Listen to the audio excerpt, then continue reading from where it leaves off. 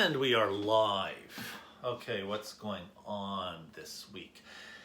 It's the last video I'm making in this algebra topic before changing units. It's winter, may as well be in here in the basement because the snow outside is very crunchy. Yesterday it was slush everywhere, 3 inches of slush everywhere you walked, you got a soaker. And then it got cold overnight and it turned into really crunchy snow. And what we have in here is a nice warm dog who's going to behave very well here on her couch. Lie down, go to sleep, relax, stay.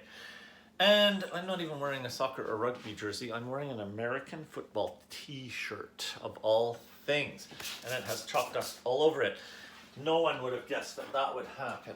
What are we doing math-wise? We are doing quadratic formula. That's all I'm doing in this lesson. Several examples. Quadratic formula examples take a bit of time. You can't do many of them, but you need the repetition. And what happens with the quadratic formula? Last week I was talking about making up my examples and how tricky it is to make your A, B, and C be whole numbers, to make the contents of the square root, the radical square root nicely into a whole number. And then would you also like to have the x and y coordinates of the vertex be nice whole numbers? Well, it's hard to have everything. So if you make some of it nice and easy looking, clean whole numbers, then other parts of it will turn into horrible long decimals. And there's nothing you can do about that. But of course the students have to be able to handle this. And the students can handle it. We don't have to go out of our way to make up examples like that. I made up some examples, and I know I'm going to get a lot of decimals in my calculations. I'm going to have to reach for the calculator. But that's just the way it is with quadratic. We can handle decimals, we can handle square rooting things, we can handle fractions. My first example, 1/4 x squared plus 8x plus 25. So let's just get into it with this example. We want to graph this. To do that, we want to know the zeros, the x-intercepts. We also want the x and y coordinates of the vertex. And of course, it's helpful to know how to find the y-intercept, which is about the easiest thing to find with a trinomial like this. And once you have those key points, you're able to draw the graph and have the parabola land roughly where it should be. If you're careful, you will get a beautifully graphed equation. Now, what are we doing first? We're going to do the contents of the radical, the b squared minus 4ac, and I want to save some space over here for a graph, so I don't want to draw too much stuff over there. So b squared minus 4ac is going to be equal to 8 squared minus 4 times 1/4 times 25. Not so bad, because 4 times 1/4 cancels. So we don't really have to reach for the calculator yet, do we? 8 squared is 64. 4 times 1/4 cancels, so it's 64 minus 25, which is giving me 39. Now 39 is not a perfect square, so we are going to get some kind of a decimal when we do this square root later. But are we afraid? No, we're not. In fact, we're good at this and we can look at 39 and realize, okay, it's going to be 6 point something because it's bigger than 36. The square root of 36 is 6. But it's smaller than 49. And the square root of 49 is 7. So the answer to the square root of this number has to be somewhere between 6 and 7. No, nothing to be afraid of. Let's do the whole formula. We now have negative b is going to be negative 8 plus or minus the square root of 39 over 2a, which is 2 times 1/4. 2 times 1/4, of course, is a half. And we have the negative 8 plus or minus. I'm not going to change those yet, although I'll try to write them a little more neatly. Negative 8 there. Square root of 39. I'm reaching for my calculator, and I am going to do some rounding. Now, the higher you round, the less exact your answers are. But we don't want to have to deal with calculations with long decimals, so a choice has to be made. Give myself a bit more chalk. Now, square root of 39. There it is, 39. Better to turn the calculator on before you do that. 6.24499. So I'm just going to call it 6.2. And now we have our split. So we have two answers that'll happen. The first one is negative 8 plus 6.2 over a half. Do I have room to fit all of this in my video? Yes.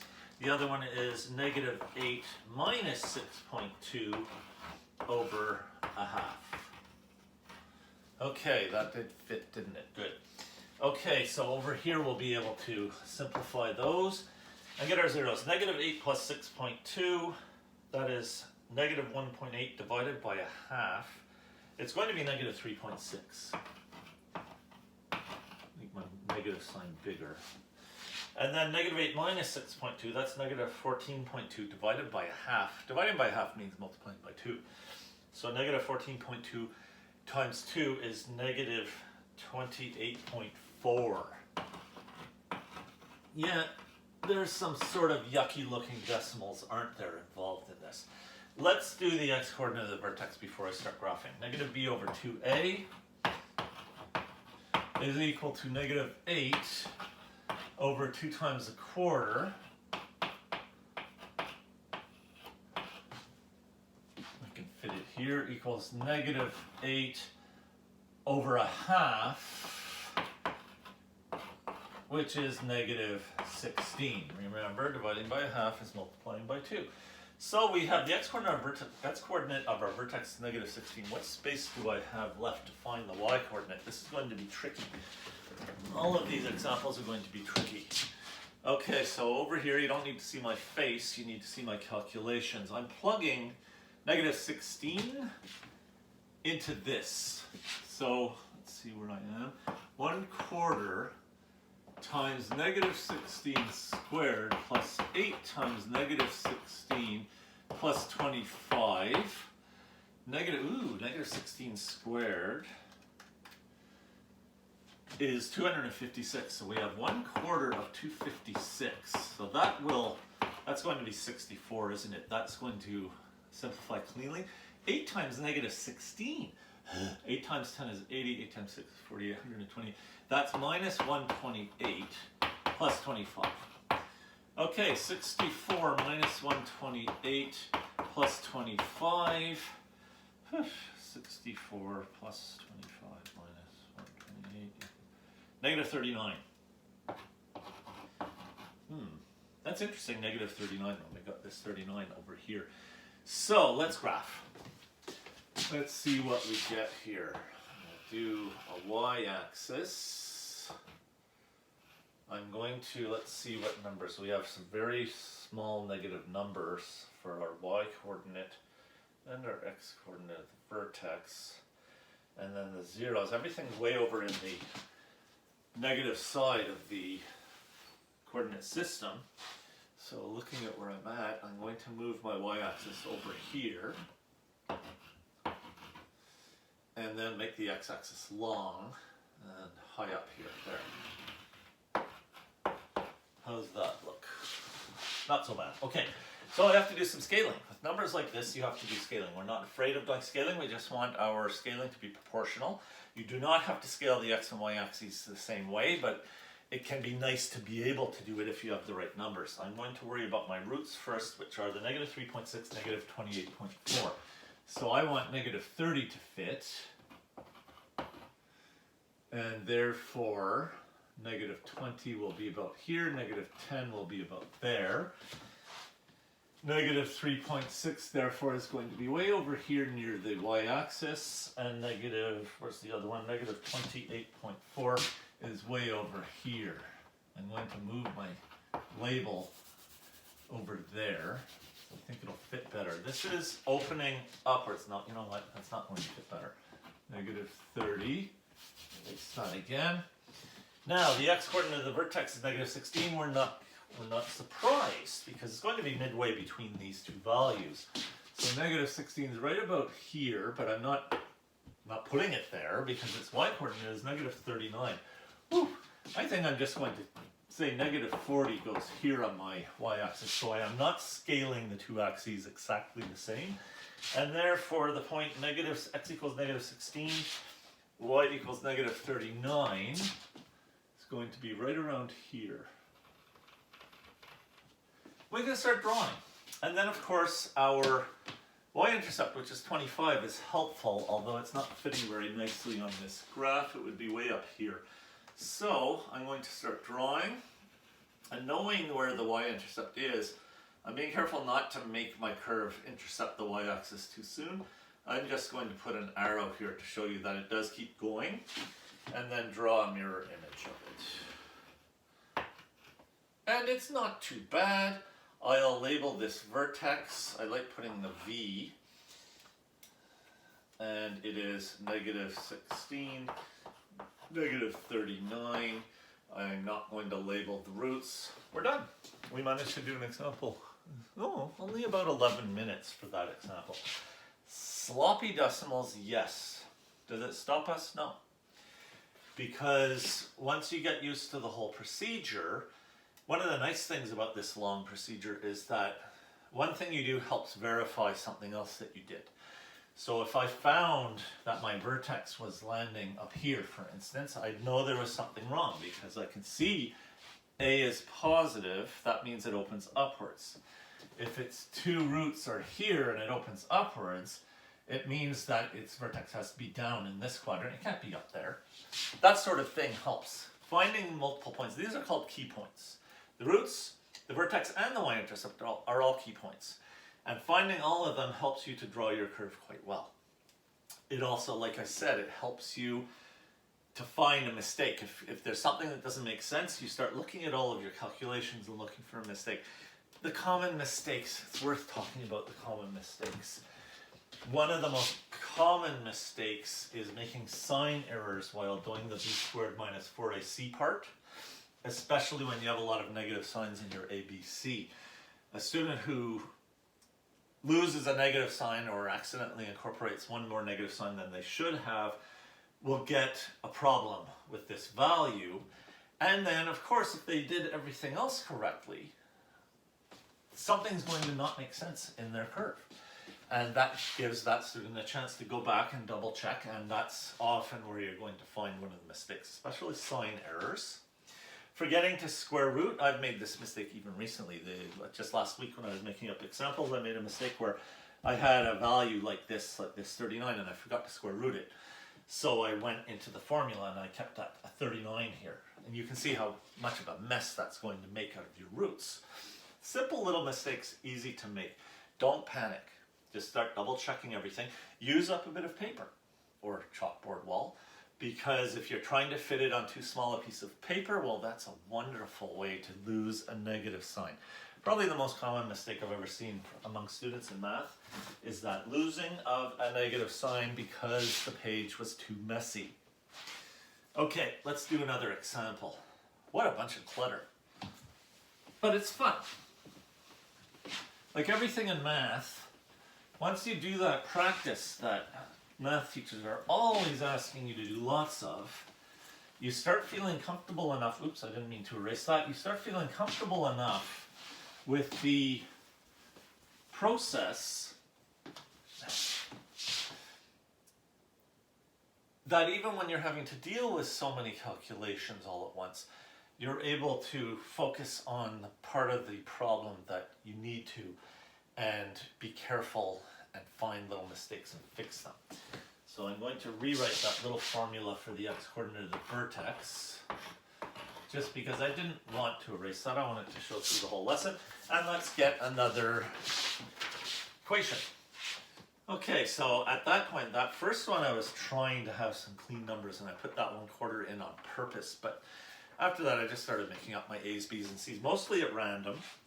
So here we have x squared, so my a is 1, plus 3x plus 2.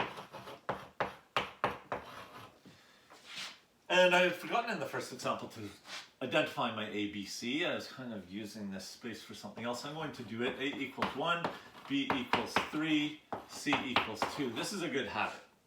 Instead of just fishing for the values in there where you can accidentally make a mistake, like losing a negative sign, stating what a, b, and c are separately just helps keep you organized.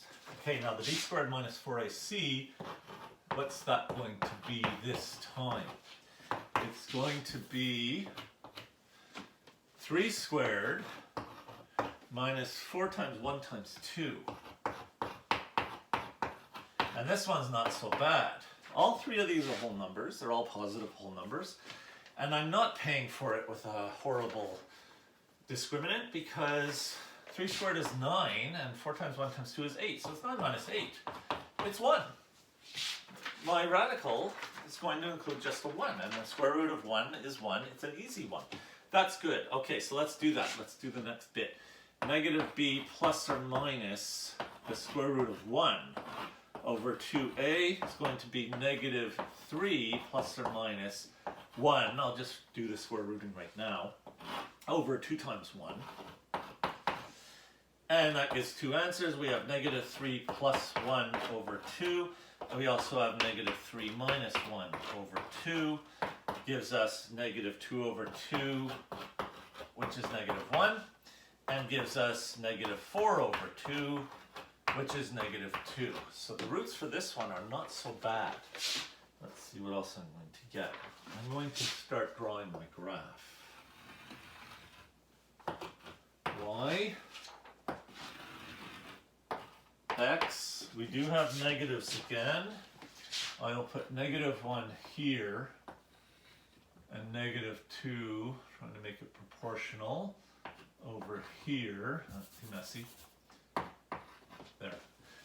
And that's where my roots are going, so I'm going to put nice big dots there. This one's opening upwards.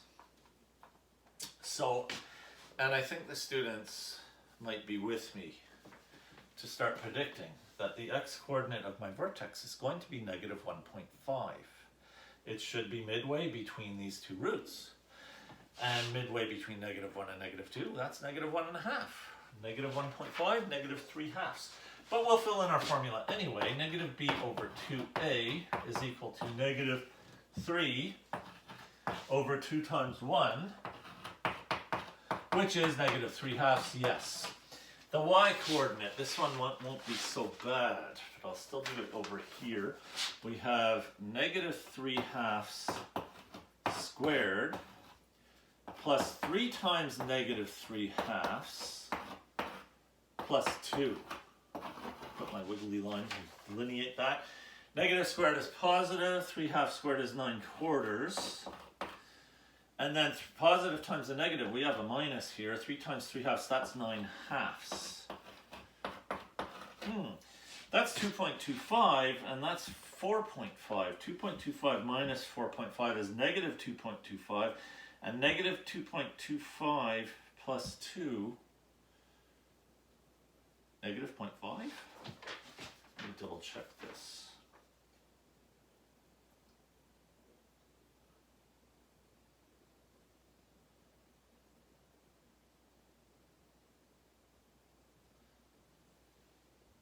Yes, negative 1/4.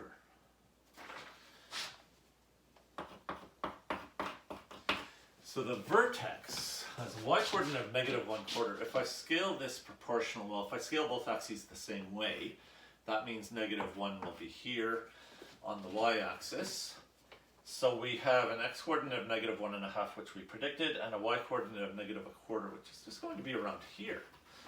And then drawing it, well, drawing this part's no problem. It's just, how do I show the curve? How do I curve in a way that's accurate for this equation? That's where the y-intercept being 2 is useful. So the c is your y-intercept when you have your quadratic in this form, the ABC form. So 2 would be, that's not really showing that well, it would be up around here-ish. So therefore, I expect my curve to go through there. Okay, so that's a big mess now, but I kind of like it because I think I drew it fairly well. The mirror image not so perfectly done. I can just put an arrow here. Of course I could cop out by putting an arrow here and not trying to draw this part, but I know what it's going to do.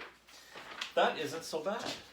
And these examples are not taking as long as I thought, so I might have to improvise an extra example or two in order to use up the time well. Fun. It's fun stuff. But but it is a little bit long. Did we do everything? I think we did everything. Okay, not erasing my formulas this time. Erase all this stuff. Let's do a third example. And that one, boy, that one really has some sort of easy numbers to deal with. You know, when you think, oh, he's saying a negative a quarter is an easy number to deal with. Well, there was no need for me to convert it into a decimal and do some rounding. So it is easy in that sense. Third example. Wait, what's going on here? What page am I on? I had this upside down, so I kind of confused myself for a second there. Yeah, all that looks good. Third example. Now, what I have been doing so far was I keep on having examples where the curve opens upwards, the A is positive. I wanted to do one where the A is not positive, so that's this next example. Negative 2x squared. Negative A means that the curve will open downwards. Plus 4x plus 2. A equals negative 2, B equals 4, C equals 2. B squared minus 4AC equals 4 squared minus 4 times negative 2, watch out for that negative sign, times positive 2. 4 squared is 16. We have two minus signs that are going to cancel, so this is going to be a plus. And 4 times 2 is 8, times 2 is 16. So we have 16 plus 16. Our discriminant is 32. And 32 is not a square. We're definitely going to get decimals now. That first one.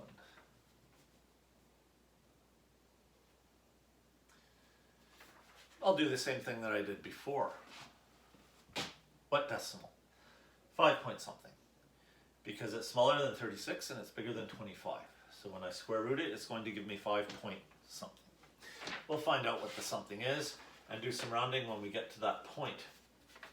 The formula, negative b is negative 4 plus or minus the square root of 32 over 2a, which is 2 times negative 2. Okay, now we get to have a little bit of fun with our radical. Because root 32 can be written as root of 16 times 2. Remember that. We can simplify our radical before we go and grab a calculator. And negative 2 times negative 2 is negative 4. Simplify that a little bit. Okay, one answer. It's going to be negative 4 plus 4 root 2. That's what happens here, right? The 16 square roots and gives me this 4, and the 2 is trapped inside. Over negative 4, but I also have negative 4 minus 4 root 2 over negative 4.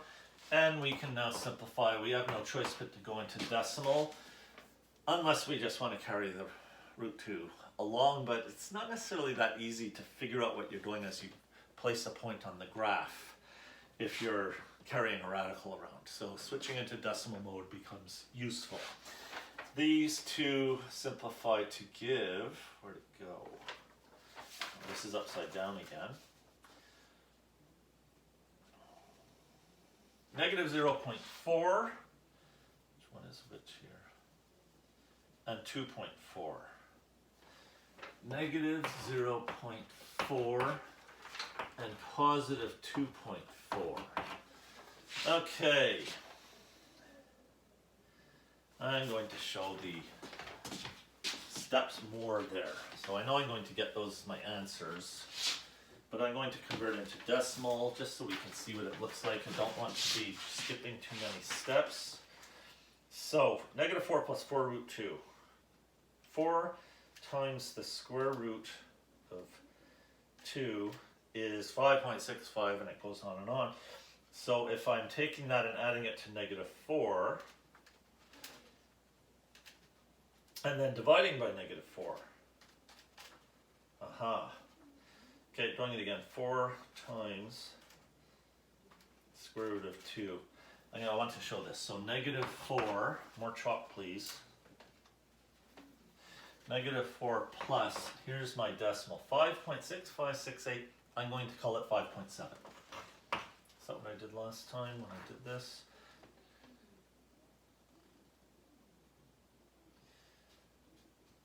I wrote 5.66. Okay, so I'm going to round to the nearest hundredth. 5.66 over negative 4.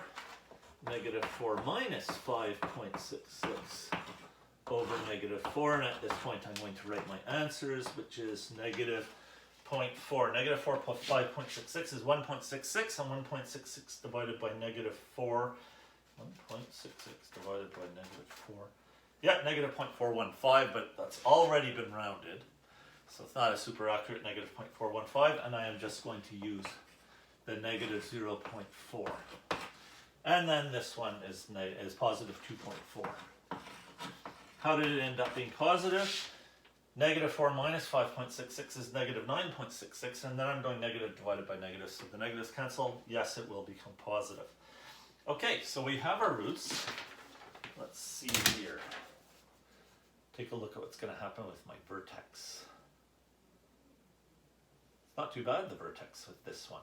Got a little lucky. So not so lucky with the contents of the radical, and then we get some decimals, and then the x and y coordinates of the vertex, a little bit luckier, I guess. Let's graph. There's my y-axis. I need both quadrants here. There's my x-axis, a little crooked there. But make sure that it's fitting into the video rectangle.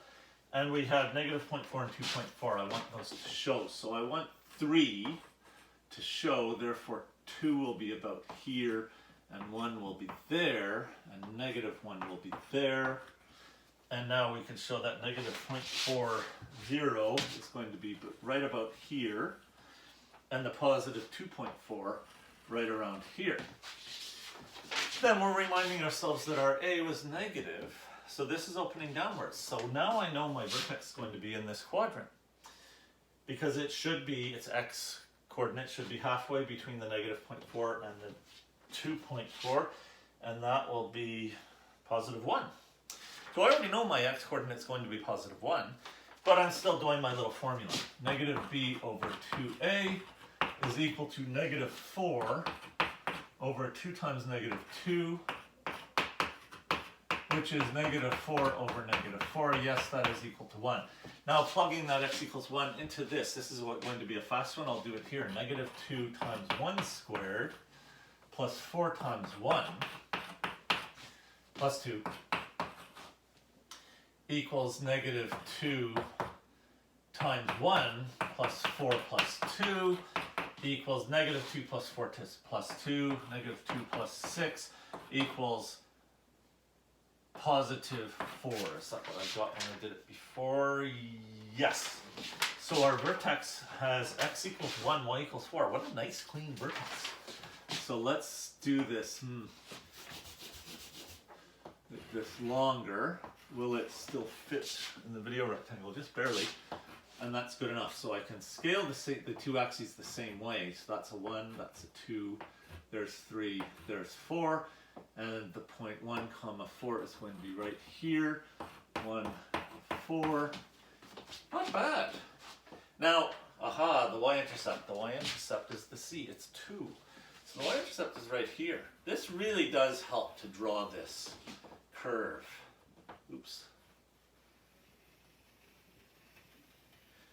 And then I want to just put an arrow at this point because I'm not all that sure. I would have to plug some values in, say plug in the value negative 1 into the equation and find it's the y that goes with it in order to get this part of the curve done really well. And then a mirror image. I'll go a little further so I have a place to put my arrow. Not too bad. This is fun. No one can deny that this is fun. It's taking me 10 minutes to do each example. Well, I have a 4th example ready, so I'm going to just go ahead and do it. And what I like to do when I have a class full of students is to ask students to suggest examples. I think I might do that soon. You never know what you're going to get when you ask students to suggest examples, but I think the point of asking in this case is that it really doesn't matter. It really doesn't matter what A, B, and C you get because there is an answer no matter what. Not to be afraid. Now, when we're introducing this topic, we're trying to avoid any of the weird exceptions that can happen. But there is an answer no matter what. So if you're making up your own examples and something doesn't seem to make sense, it's not necessarily because you've made a mistake. It might be that there's just a type of example you haven't seen yet that you need to be exposed to. So that's where it's good to ask a teacher for a bit of help. But I'm not getting into any wild examples in this lesson. I'm making sure that all of my equations will give two roots. I erased the little formula for the x-coordinate of the vertex again. So let's replace it. Negative b over 2a. There. Okay, my last example. Last one that's prepared ahead of time. I think I might improvise one after. Negative 2x squared. So we have another one that opens downwards. Isn't it interesting? As soon as we even start seeing the question, we already know something. Because we know our a is negative, that means the curve opens downwards. That's really a useful thing to have because it helps us feel oriented. Plus 6x minus 3. So my a is negative 2, my b is 6, and my c is negative 3. b squared minus 4ac, I'll do it here, b squared minus 4ac is going to be equal to 6 squared minus 4 times negative 2 times negative 3. This is a good one because we have lots of negative signs to deal with. But when you think about all the different combinations of positives and negatives that you can have, there's only so many different things that can happen. And this is where practicing a lot is useful. Because I could make up 100 examples where the a and the c are both negative and the c is positive. And what happens as we simplify in here will keep on being the same. And once you've seen it so many times, you start thinking, okay, no problem. But slow down. Negative signs, always slow down. Multiple negative signs, good time to slow down. 6 squared is 36. Now, I have a minus, a minus, a minus. The minus that's part of the formula, and these two minuses that are negative signs of the a and the c. Of the 3 minuses, 2 of them will cancel. The third one will still be there, so that's why I write a subtraction. And then 4 times 2 is 8 times 3 is 24. 8 times 3, yep. 36 minus 24 is 12. We have a 12 inside our radical that is not a square. But we know it's going to be 3 point something when we square root it, don't we? Because it's bigger than 9 and it's smaller than 16. Nothing to be afraid of. It's good to exercise those muscles in your brain, predicting what's going to happen. Whole formula, negative b, that's going to be negative 6 plus or minus square root of 12 over 2a, which is 2 times negative 2. I may as well get the calculator. Now, of course, I can play around with the radical again. Let's do it over here. Root 12. Root 12 is equal to root 4 times 3, which is equal to 2 root 3. We've practiced this. The 4 is a square, so we can square root it. If 2 comes out, the 3 is trapped inside. 2 root 3 is a more simplified version of the same number, which is root 12. But either way, I'm going to convert it into a decimal. So I can just go straight into, well, actually, that's a fun thing to show as well. I'll erase this because it's going right into the space I need for my graph. I need more chalk too.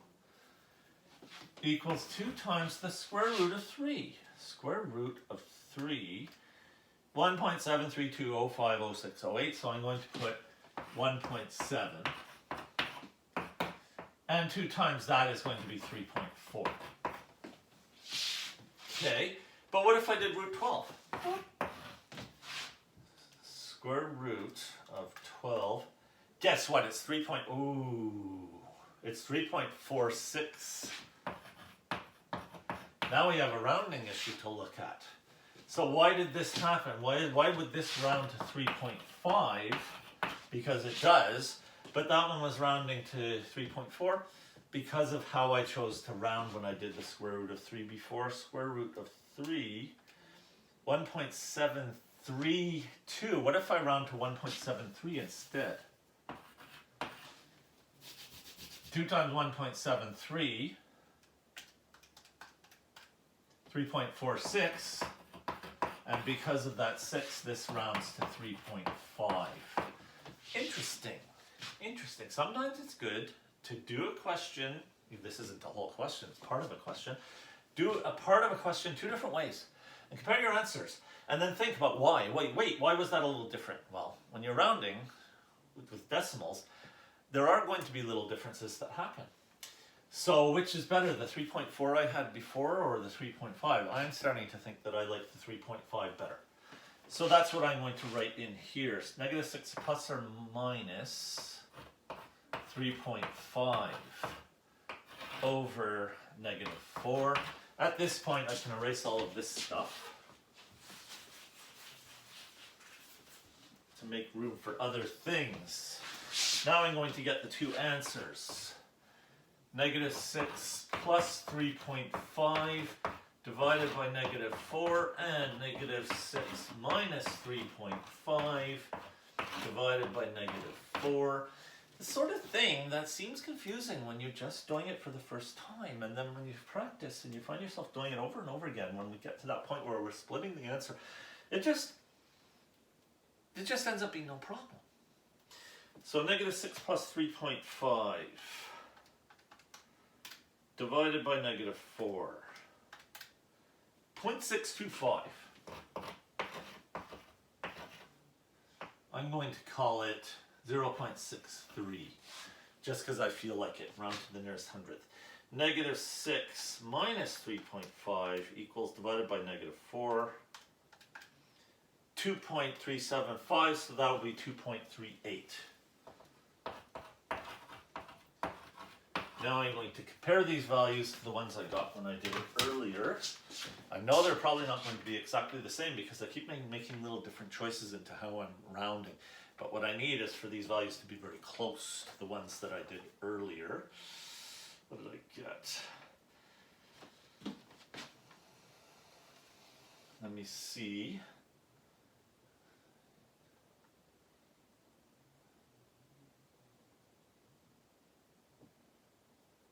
Oh, interesting. This is a good one. I like this. I'm happy it happened because my values are not exactly the same. But now that I look at my values on the paper and compare them to what I'm doing here, I realize I made a mistake before when I did it on paper. And what mistake did I make? Let's talk about those common mistakes. Doug of the past, Doug of an hour ago, saw 6 squared and then wrote 32. 6 squared is not 32. So it's correct here. The difference wasn't that big. I had 0.8 and 2.2 as my zeros.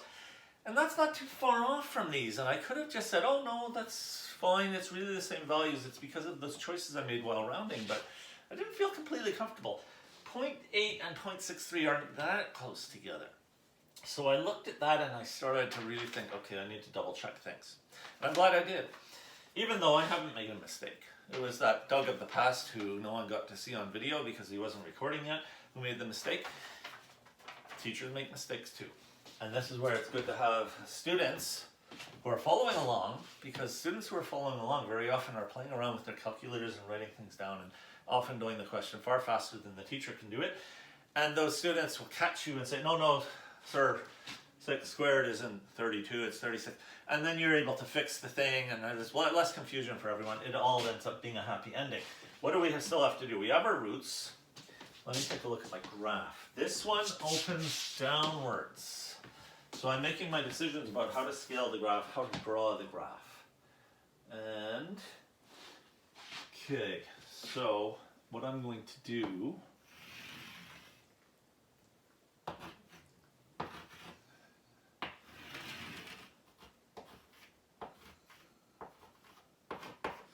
okay, so those roots are wrong.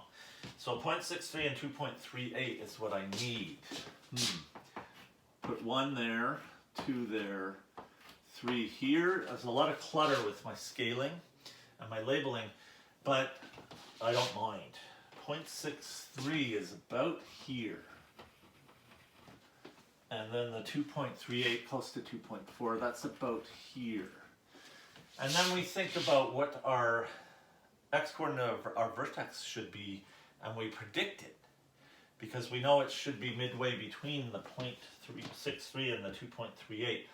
Well, remember those are rounded, so it's hard to do this exactly, but it sure does look like it's going to land close to 1.5, or 3/2, or 1.5. And then we also look at our y-intercept, -3.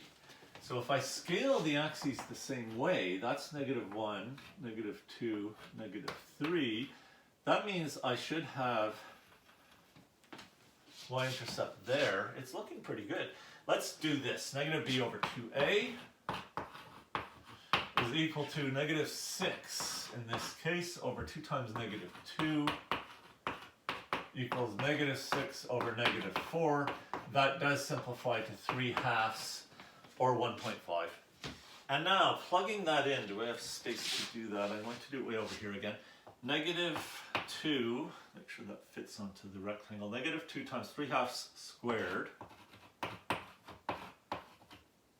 plus 6 times 3/2 minus 3.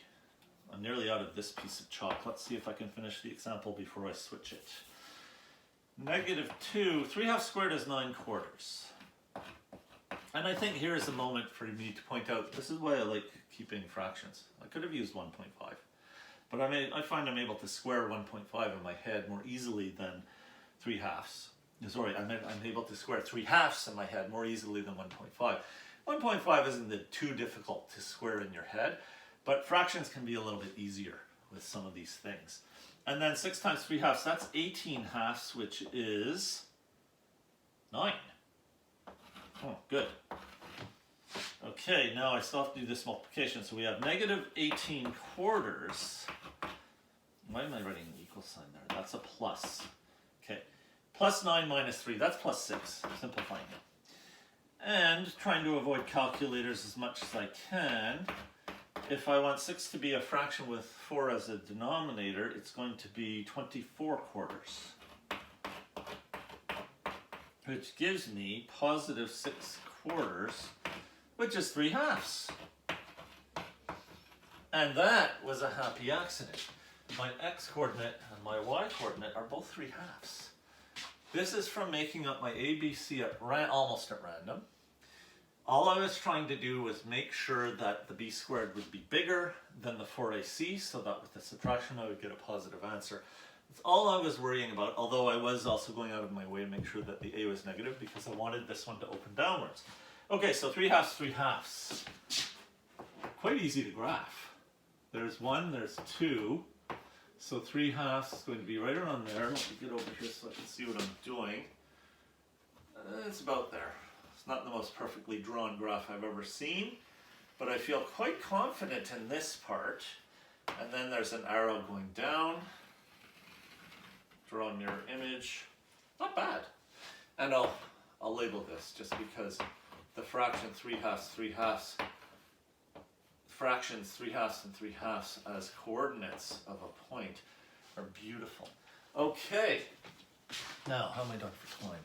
Yes. That one took a little longer because of me figuring out my mistake and digressing into some of my little side topics, but this is all good.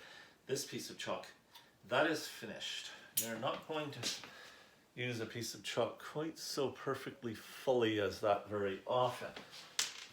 Fortunately, I have this thing right here, and I can do one more example. This time I am going to make up the A, B, and C mostly at random, and I really don't care what kind of yucky decimals I get inside the radical. Well, when I do the radical, to turn that into a decimal, I don't care how yucky it is. I don't care how yucky the decimals are as the x and the y coordinates of the vertex, but I will have whole numbers for my ABC. After drawing such a beautiful graph, it's such a shame to erase it. Don't erase the formulae. I'm not even going to erase the ABC equals thing yet, because I can reuse that. Okay.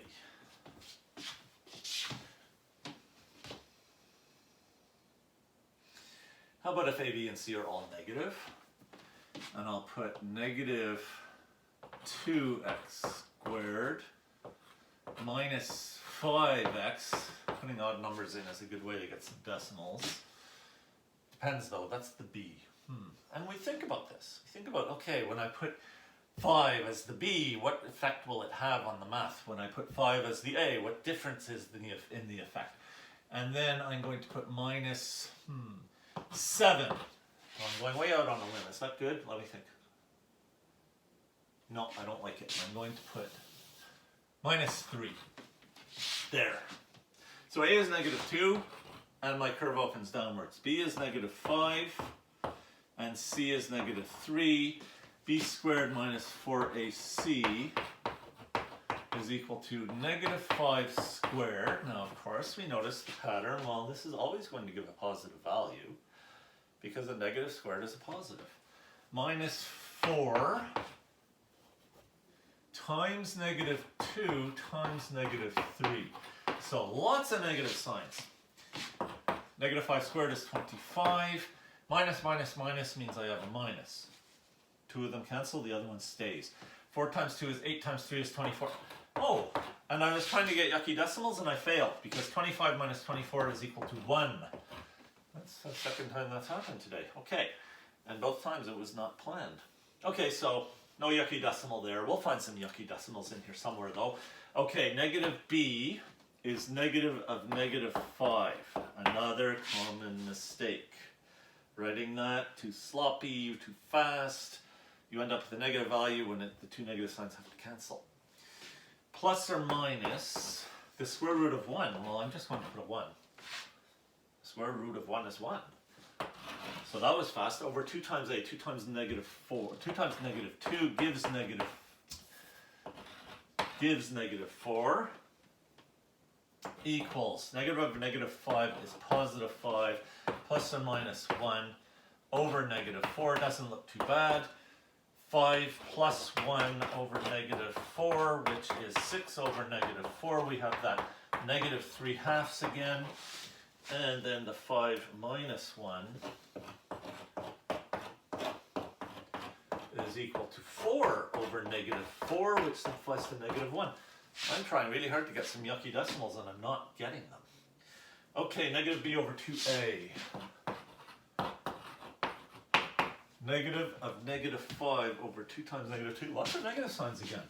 Negative of negative 5 over 2 times negative 2. Double check.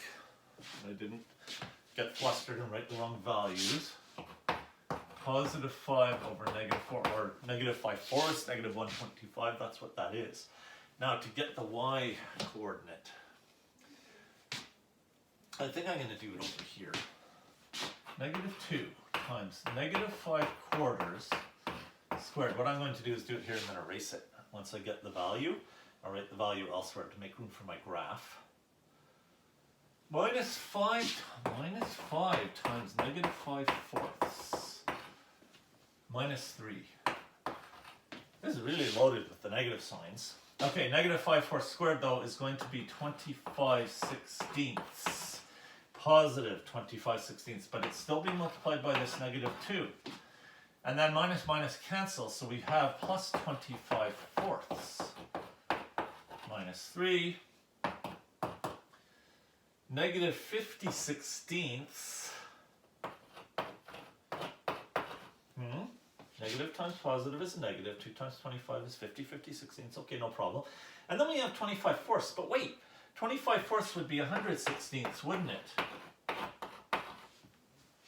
The 3 is not necessarily going to be cooperating with me right now. Okay, since I already did that, I'm going to erase this and make room. Negative 50/16 plus 100/16 is going to be equal to positive 50/16. No, the 3 is not being a problem. I'll simplify those two. I'll put them together into positive 50/16. And then I can turn 3 into a fraction over 16. It's going to be 48/16. Slow down, Doug. Make sure. Yeah, 3 over 1. 1 times 16. 3 times 16. So I have, wow, I have 2 16ths, which is 1/8. I didn't reach for my calculator at all. Went out of my way to create yucky decimals and couldn't manage to muster up even one yucky decimal. Let's see now. The roots, -3/2, -1, so we picture where that's going to go.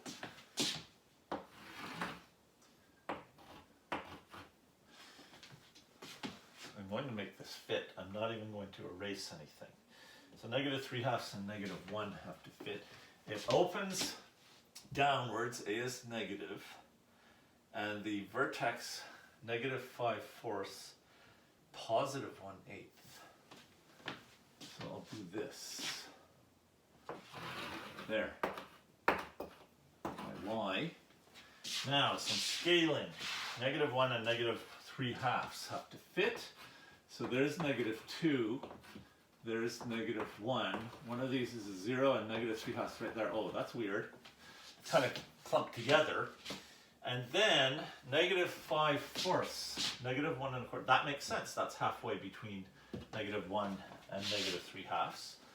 And then the +1/8.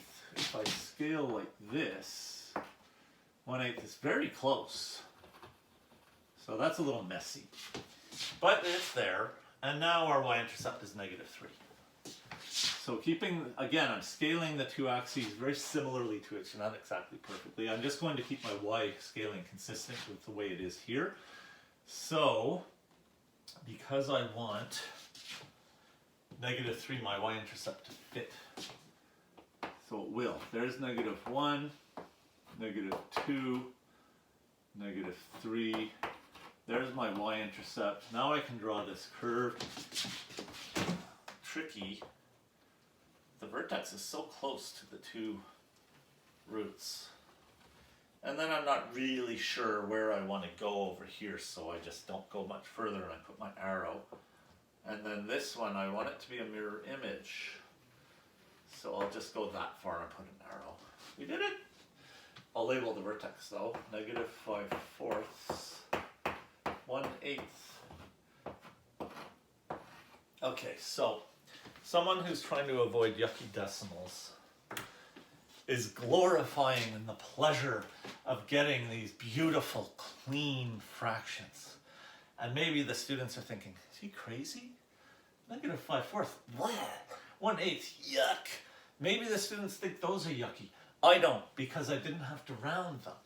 So they're accurate. And everything's accurate. My A, my B, my C, my radical, and the x and y coordinates of the vertex, and even the y-intercept. Everything's just nice and clean. I find fractions like this clean because of not having to round them. And I have pretty much used up all of the time. So I managed to do 5 examples instead of the 4 that I had planned. And we see what happens when you are not afraid of decimals, when you're not afraid of square roots, and especially you're not afraid of fractions. Once you know your process, you know your process. And you just push your way through all these steps. Try not to think of everything at once. But it's good to look at it and predict what's going to happen. I like that thing where I predict where the x-coordinate of the vertex is going to be just by looking at my roots before I actually use the little formula. Because it helps me feel confident when it then goes on to happen. And when something doesn't happen the way I expected, that's my opportunity to say, wait, double check everything I've done so far, find one little mistake, and then you fix it and you realize, you know you're right, because it gives you power. There's a lot of power of verification here. With that, I am going to stop rambling on. I am going to say I will see you next time. I think the next time is going to be a completely different topic. But this topic was fun. Bye-bye.